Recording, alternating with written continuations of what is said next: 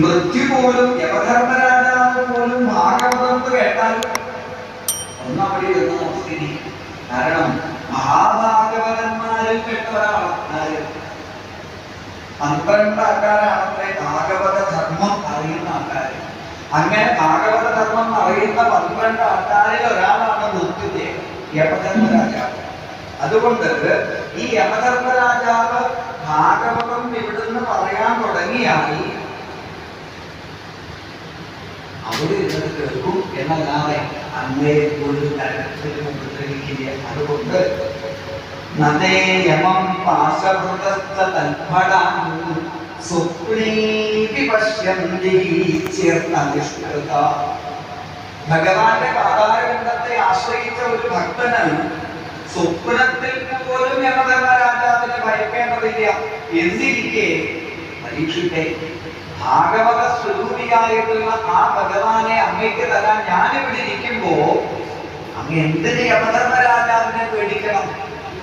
ഒരു തരത്തിലും നമുക്ക് ഭയക്കരുത് എന്ന് പറഞ്ഞ ഭവരോഗിയായ പരീക്ഷത്തിന്റെ മനസ്സിന്റെ ദുഃഖമൊക്കെ ആദ്യം കളഞ്ഞു.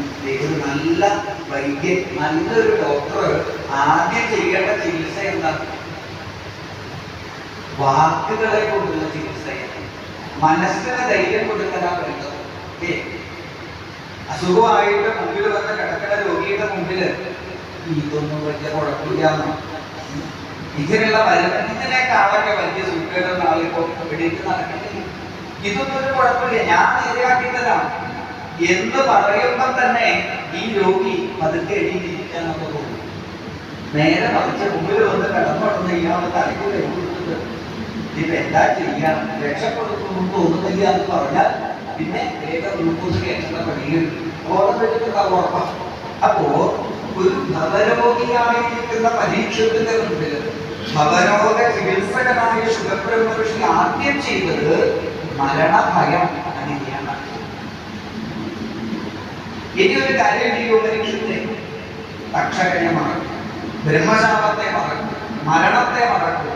ഇതിന്റെ എല്ലാം ഓർക്കേണ്ടതെന്ന് അറിയോ? ഭഗവാനെ ഞാൻ പറഞ്ഞു തരട്ടെ. ഭഗവാനെ ചിന്തിച്ചു.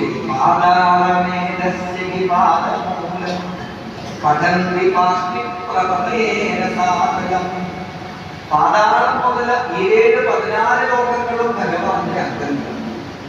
ഈ കാണുന്ന വൃക്ഷങ്ങളൊക്കെ ഭഗവാന്റെ രോമങ്ങൾ, ഈ കാണുന്ന പർവ്വതങ്ങളൊക്കെ ഭഗവാന്റെ രോമരൂപങ്ങൾ, ഈ ഒഴുകുന്ന നദികളൊക്കെ ഭഗവാന്റെ നാഡികൾ, ഈ കാണുന്ന സൂര്യചന്ദ്രന്മാര് ഭഗവാന്റെ നേത്രങ്ങൾ, ഈ നീങ്ങുന്നതായ സമയം ഭഗവാന്റെ സഞ്ചാരം, ഈ വീശുന്നതായ കാറ്റ് ഭഗവാന്റെ ശ്വാസോച്ഛ്വാസം, ഈ കാണുന്നതായ കാർമേഘം നിറഞ്ഞ ആകാശം ഭഗവാന്റെ കാർബൂന്തല്. പരീക്ഷിച്ചു പറഞ്ഞു, ഒതുങ്ങിയില്ലല്ലോ. എന്റെ ചെറിയ ഹൃദയത്തിനുള്ളില് ഈ മഹാപുരുഷമൂർത്തിയായ അത്യധിഷ്ഠകശാകുലം പ്രപഞ്ചത്തെ വേദിച്ചു നിൽക്കുന്ന ഭഗവാനെ എന്റെ ഉള്ളിൽ ഒതുക്കാൻ പറ്റുന്നില്ലല്ലോ എന്ന് പരീക്ഷിച്ചു പറഞ്ഞപ്പോഴാണ് ഈ ഭഗവാന്റെ അവതാര കഥകളെ പറഞ്ഞു കഴിഞ്ഞു. ആ അവതാര കഥകളെ കേട്ടുകഴിഞ്ഞാലോ ഭഗവാനെ ഉള്ളിൽ ഒതുക്കാൻ എളുപ്പമാണ്. മഹാപുരുഷമൂർത്തിയായ വിരാട്സ്വരൂപിയായ ഇതേ ഭഗവാൻ തന്നെ മത്സ്യകൂർമാദ്യ അവതാരങ്ങളായിട്ട് വന്നിട്ടുണ്ട്. ആ അവതാര കഥകൾ കേട്ടാൽ സർവവിധത്തിലുള്ളതായ ദുഃഖവും ഭയവും അകലും അകലും. അതുകൊണ്ട് സർവാത്മനാരാജൻ ഹരി സർവേഷു സർവദാ ശ്രോതവ്യ കീർത്തിനവ്യശ്ച.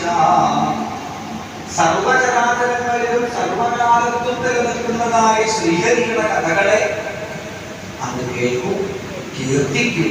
അത് തന്നെയാണ് സർവതലത്തിലും അഭയം എന്ന് ഓർമ്മിപ്പിച്ച് പരീക്ഷത്തിനോട് പറഞ്ഞു. നിബന്ധിയേ ഭഗവത ആത്മനസ്സതാം കഥാമൃതം ശ്രവണപുടേഷു സംവൃതം പുനന്ദിതേ വിഷയവിഭൂഷിതാശയം വ്രജന്തി തൽ ശരണസരോരുഗാന്തികം. പരീക്ഷത്തെ അങ്ങനെ എന്താ വേണ്ടതെന്നറിയോ? ഈ കർണപുടങ്ങളിൽ കൂടിയിട്ട് ഹൃദയത്തിലേക്ക് ഭഗവാന്റെ കഥാമൃതത്തെ കൊണ്ടുവന്നു. അങ്ങനെ ഹൃദയത്തിലേക്ക് ഭഗവത് കഥാമൃതത്തെ കോരി മറിച്ചു കഴിഞ്ഞാൽ അങ്ങയുടെ ഉള്ളിലുള്ളതായ സകല പ്രാരബ്ധ ചെളിയും അവിടെ നിന്ന് നീങ്ങി